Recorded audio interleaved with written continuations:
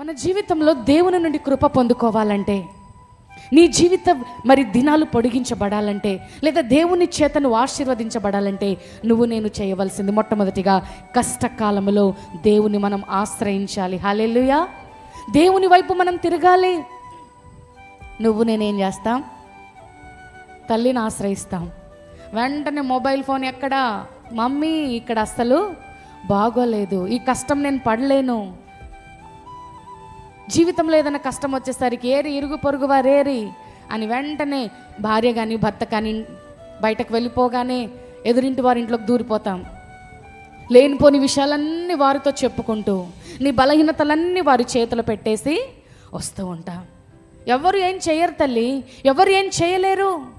నీ కష్టకాలంలో నిన్ను ఆదుకునేది ఈ లోకంలో మంచి తల్లిదండ్రులు అయితే వారేమన్నా కొంత సహాయాన్ని చేయుతను ఇవ్వగలరేమో, కానీ ఎట్టకేలకు అల్టిమేట్గా నీ జీవితంలో కష్టాల నుండి విడిపించేది ప్రభువే. హల్లెలూయా. కష్టాలను తీర్చే దేవుని వైపు మనం తిరిగినప్పుడు, ఆయనను ఆశ్రయించినప్పుడు మన జీవితంలో ఏదైనా ఫలితాన్ని మనం పొందుకుంటాం, కానీ మనుషులకు చెప్పడం ద్వారా కాదు.